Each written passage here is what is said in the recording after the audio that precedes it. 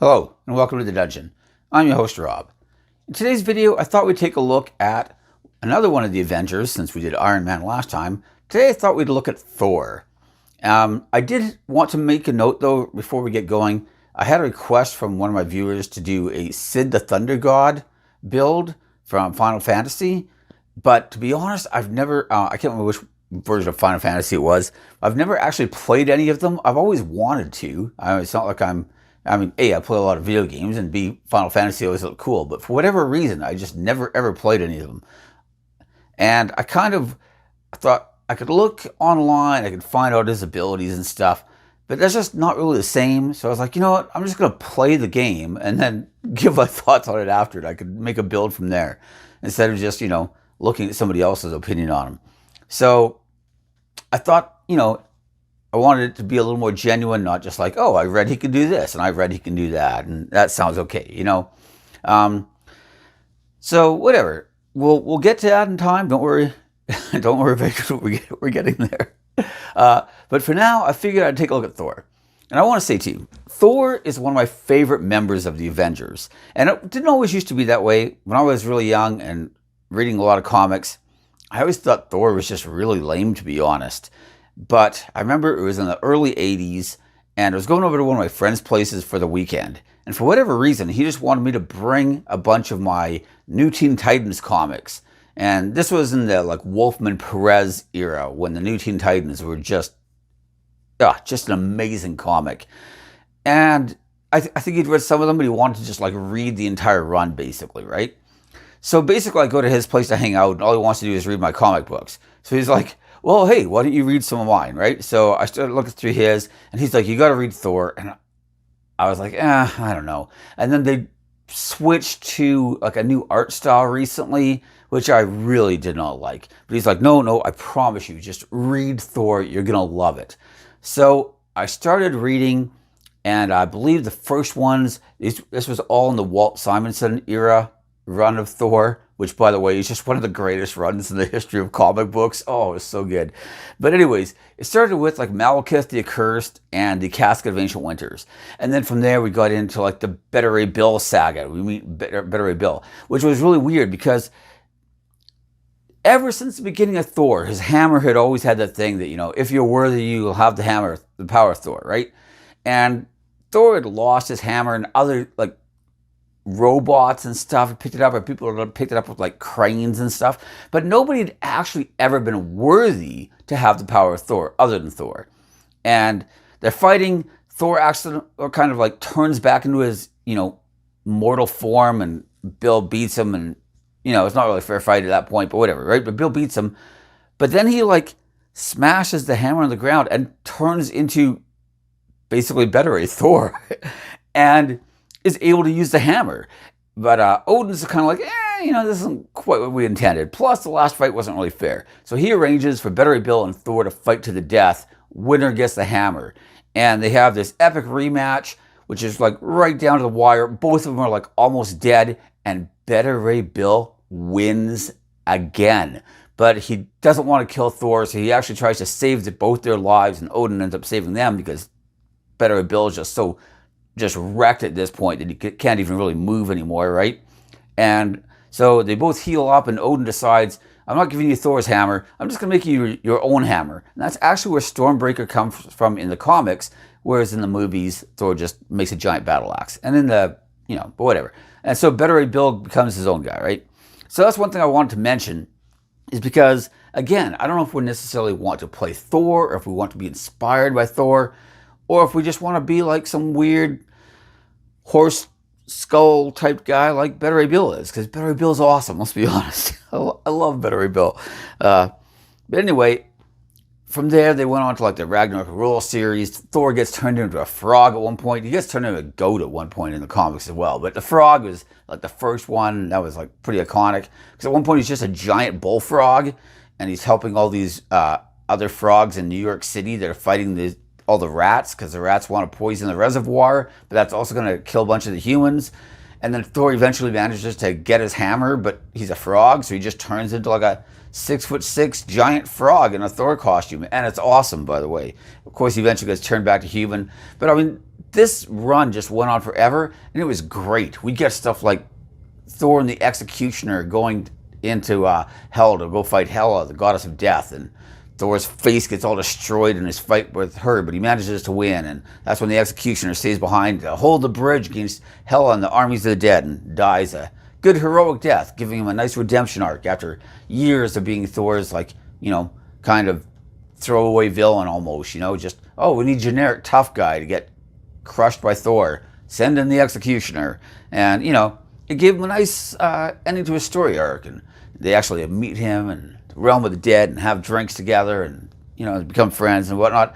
It was just a great run, though. And one of the things that I loved about it is that Simonson actually, like, went back to a lot of Norse mythology, whereas, like, until that time, it's kind of like Marvel was almost embarrassed of the whole, like, Norse connection. They were really trying to go into his secret identity as Donald Blake at that point and stuff. And Simonson was kind of like, I don't know if he was an actual scholar of Norse myth or he was just an amateur scholar, but either way, he was really into Norse mythology. And he's just like, no, I'm taking Thor back to his roots, and we're going to, make Thor great again, basically. And, well, I don't know if he was ever great before that, to be honest. This is really, in my opinion, which is just my opinion, I never read Thor that much before, and I haven't really kept up with him after. But in my opinion, the Walt Simonson Thor run is the greatest that Thor ever was and ever has been. And it was epic.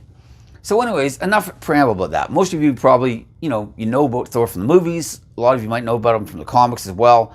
And for the most part, the movies have done a pretty good job of representing him and his powers, And so when I was trying to put this build together, there was a lot of different ways we could do. I'd thought about adding in a bunch of, like, Tempest Domain Cleric and stuff. I'd thought about going Paladin, which seems kind of Thorish, and then you got Smite and stuff. The problem is that smiting is radiant damage, and yeah, you can kind of retool it, but I don't know. I kind of wanted more like thunder and lightning damage, And then I was looking through all my fighter subclasses. I was thinking of Rune Knight at one point as well, but Rune Knight's more like giant magic, and Thor fights giants. He's not actually giant. And I suddenly realized that actually Eldritch Knight might be a pretty good choice because they get Weapon Bond, which allows you to throw your hammer and then as a bonus action, bring it back to your hand, which was just one of the most iconic Thor moves ever. And it does give you some, like the third caster, but that will give you some spell slots and stuff as well. And overall, it's like, man, this could actually be kind of an interesting idea. I don't think you have to go this way. This is the way we're going to go in this build, though, is we're going to take 6 or so levels of fighter. Then we can get, extra attack and both of our early ability score increases as well. And we're going to grab a lot of sorcerer. Specifically, of course, Storm Soul Sorcerer. Jeez, try saying that 3 times fast. Anyways, I don't think Storm Soul is the most powerful or best sorcerer subclass by any means. But honestly, you're still a sorcerer. Like, none of them are bad choices. Sorcerers are awesome. And obviously, thematically, you just fit so well. So, kind of hard to pass that up. I do think that if you wanted to fit some Tempest Domain Cleric in, especially if you only wanted a few levels, maybe to get the Channel Divinity and max your lightning damage on an attack, I don't think there's anything wrong with that either. I think that if you just wanted to add some Paladin in at some point, just for a couple levels to Smite, that's probably not so bad as well. And let's be honest, Paladin Sorcerer would be a much stronger combination overall. You're just really having to focus on your strength and charisma a lot more. You're not having to worry about intelligence like it's creeping in with the Eldritch Knight. But I also think that if you're taking spells like Shield and stuff like that, then none of that's going to key off our intelligence. A lot of it won't really require us to have a good intelligence anyways. And also, Thor's not dumb. Thor's more, if anything, he dumped wisdom, to be honest, because Loki's constantly tricking him with illusions and beguilement spells, and Thor's not exactly the best at picking up on his passive observation score. Probably isn't that high, but he's not actually dumb, and he has taken to some alien weaponry and technology quite well, actually, both in the movies and in the comics. So Obviously, he's not his main stat, but if you're running around with a 10 or a 12 in intelligence, I think that's probably decent for Thor. He's not stupid. He's just not particularly observant. Of course, if we're mixing in cleric, then dumping wisdom will not be an option, and then you might want to dump your intelligence instead. But anyways, the point is, Eldritch Knight, I don't think having a good intelligence is that crucial. We can pick spells that aren't going to rely on that. We're going to take a bunch of sorcerer levels, which is going to give us some meta magic, of course.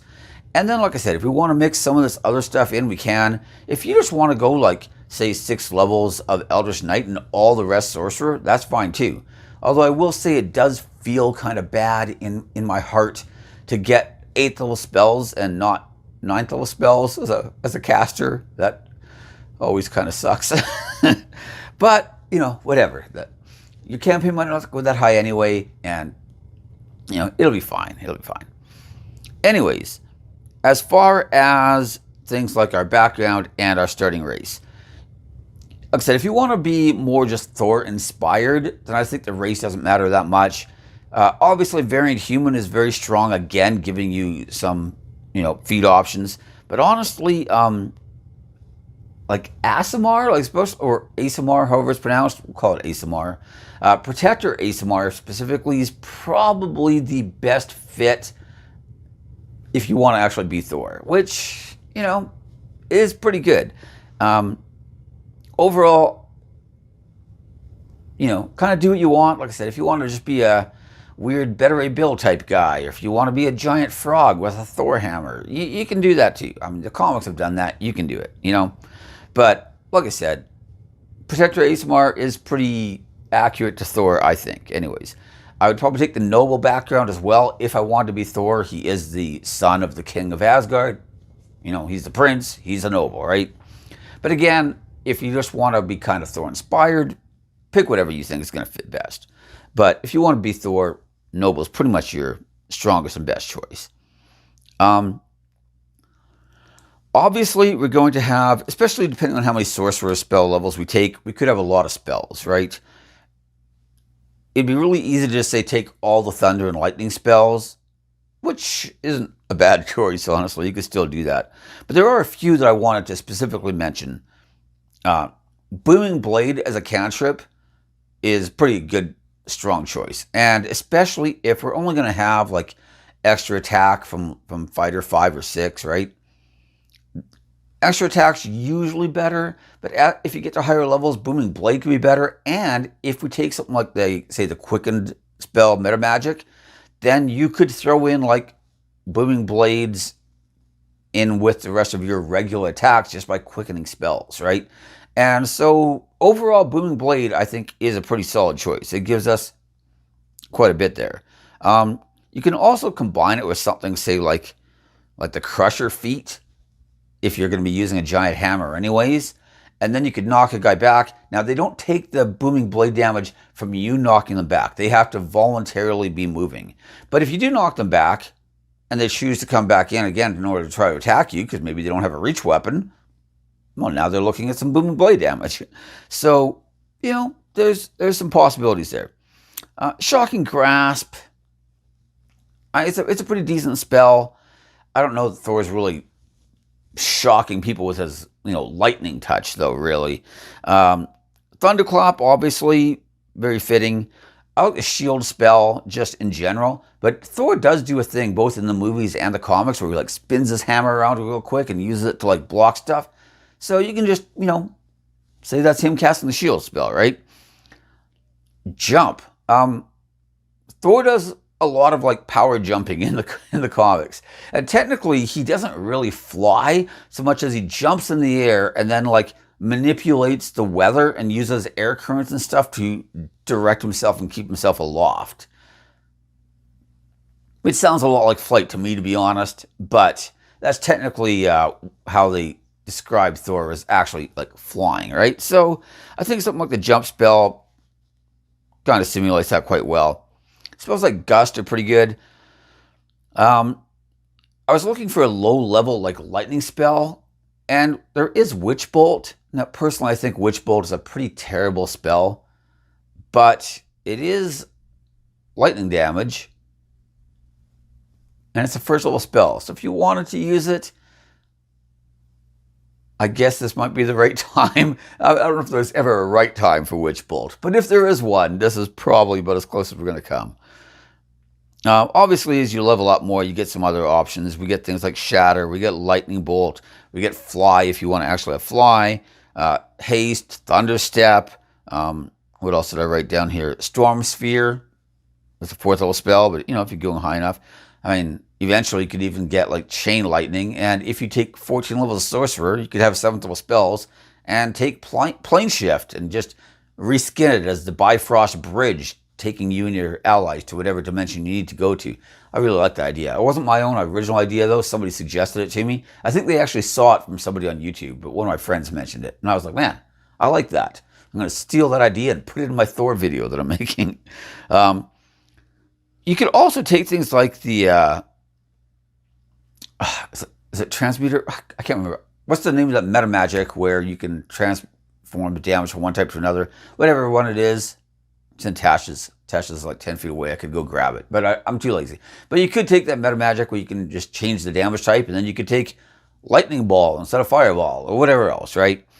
As far as meta magic choices in general, the meta magic Adept feat is, that's not a meta magic choice, but meta magic Adept feat is a very strong one, which can give you more sorcery points and more meta magics to choose from.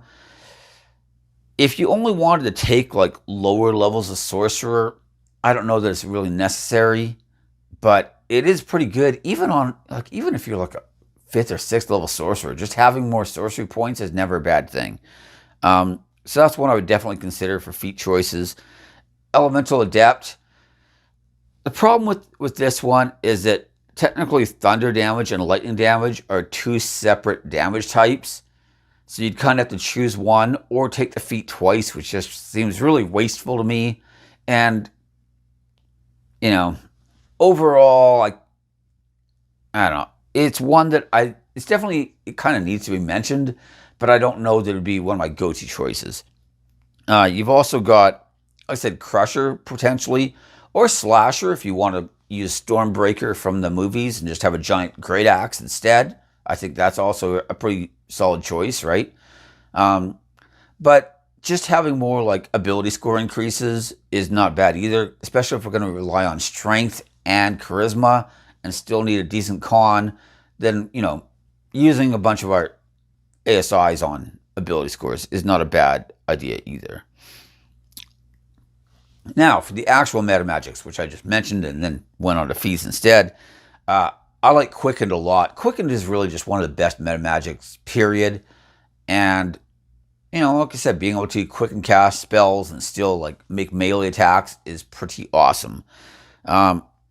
Heightened is another good choice. We might not have like a maxed out spell save DC, so being able to give people disadvantage on a save if we really want to, it's not a bad choice. I like Subtle. You don't really see Thor actually like casting spells, right? He's not like uttering incantations or anything like that and using verbal and somatic components. So I think Subtle kind of fits that theme, but it's also pretty handy too. It's a nice way to avoid getting counterspelled and things like that, right? Subtle's pretty handy to have. So I don't think that's a bad choice. From there, I don't know. Usually the good ones are the good ones. We already know that. So, I guess Empowered might be worth mentioning as well, but whatever, right? If you're not taking the meta magic feat, you're going to have to be pretty particular in which ones you take. I would probably suggest Quicken and Subtle, to be honest. But if you do take that feat, that does give you more options as well, which is pretty handy to have, right? One thing that we notice a lot in the comics is that Thor uses a pretty wide variety of weapons. Like, obviously, his magical hammer or great axe eventually are the weapons of choice. But you see him using like swords, like dual-wielding swords in Thor Ragnarok. We see him just like grabbing giant pipes and debris in different points and smashing people with that kind of stuff, He'll just kind of use whatever he has, right? So I don't think that that's necessarily a problem. I don't think we need to go all in on the hammer thing specifically, unless we want to. That's okay too. But overall, I think that fighter levels combined with things like Action Surge, our weapon bond from the Eldritch Knight, which is going to give us, 6 levels of Eldritch Knight is two levels still of spell casting. That will give us extra spell levels that we could upcast stuff with. It does help with the sorcerer as well. So I think that overall we end up with a character that's pretty competent in melee combat. We still have like Constitution, saving throw proficiency, no matter which way we start. But I'd probably start fighter for the more hit points, of course, and for the armor proficiencies. Thor does sometimes wear like armor and stuff, so nothing wrong with that. In fact, movie Thor is probably seems to be in like half plate quite a bit, to be honest. But we even see him wear full plate armor and stuff at different points in the comics, right? So I think that none of that's out of canon. We're not like making up our own stuff really. I think that's all fine. I would probably go Eldritch Knight 1, and then depending on how badly I want extra attack and stuff, I might just take 6 levels of Eldritch Knight and then go into the Sorcerer. And then, like I said, once we've got our 3rd level sorcery spells at like level 5, or maybe even level 6 if we wanted to get our next Storm Sorcerer ability, that's when I would start trying to decide, do I want to take a couple levels of Paladin? Do I want to take a couple levels of Cleric? Do I want to just go with more Sorcerer levels? Do I maybe want to get a 3rd attack around from Fighter? I could always just go back into that and have 5th level spells potentially still as a Sorcerer, 9th level, right? That's, and have more spell slots because we can upcast stuff still. I don't think any of those are terrible options, but in general, scaling into late game, higher level spells are probably going to be pretty handy to have. And, I don't think there's anything wrong with just taking some fighter levels and adding in the Sorcerer, right? I also like the fact that Sorcerer is like innate, and Thor is a god. So, it's not like he studied a bunch of magic like a wizard or, made a pact with an eldritch being like a warlock would have. He's just, he's a god. He's got power innately into him. So I think that ends up fitting quite well. Like I said, there's nothing wrong with just the 6 fighter or so and then 14 sorcerer. I think that works out perfectly fine. But if you want to get a little more creative, like I said, adding in some of these other things is okay too. I think though that one thing I would caution people that I think might be a trap is trying to go to Cleric 8 for that extra D8 damage of lightning damage or thunder damage. That's a lot of Cleric levels just to get an extra D8 of damage, which you could have been doing with just a quickened like attack and then using Booming Blade, which is going to be doing more than an extra D8 of damage. It's going to be a bunch, and it's going to have your weapon damage, your strength bonus, everything else on top of it.